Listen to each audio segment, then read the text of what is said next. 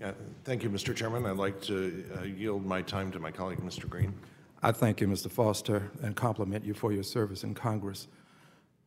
With reference to the legalistic side of this, putting aside what has been said about invidious discrimination,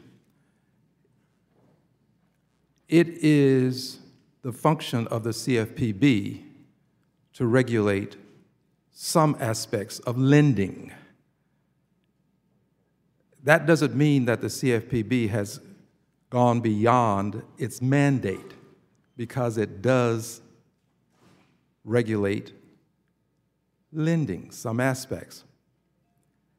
And for those who feel strongly about having things properly codified, let's talk about judicial review.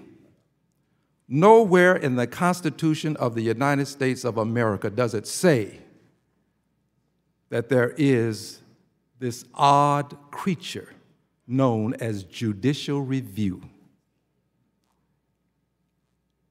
My good friend all of my friends who are lawyers are very much aware of how this occurred in one case. So we could correct that if we really wanted to, but I don't think we should. I think that the courts should review our actions. And I also believe that the CFPB has the authority to do what it's doing, notwithstanding other language indicating that it is not permitted to do certain things. We understand that the law has interpretations available to it, and we just happen to differ as to how this is interpreted. But I still believe that it's a good thing when you help somebody. And I will yield to the ranking member. It's Mr. Foster's time. I assume the time. Mr. Foster. Do you wish to yield to the ranking member? Yes. Thank you. Mr. Green, you talked about, and they have talked a lot about, this was not within the authority of the CFPB.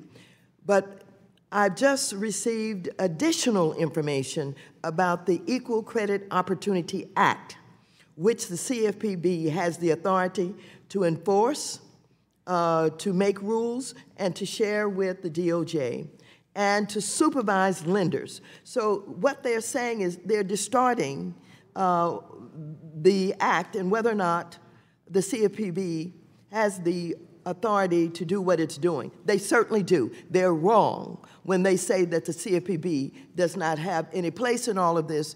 And for my friend who talks about what we did and voted for Dodd-Frank, they know the power that a big industry has, and that's why they have so many lobbyists, and that's why they have so much influence. Of course, they weighed in, and of course they had influence. That doesn't mean they were right. I will yield back, Mr. Foster, I will yield back my time. And if Mr. Foster would yield to me again, please. Thank you.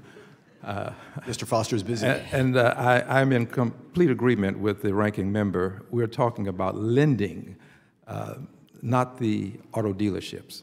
It may have an impact, but it's the lending that's being regulated. And I think the CFPB is clearly within the purview of Dodd-Frank when it does so. And in closing this, Dodd-Frank is but 5 years old, but 5 years old.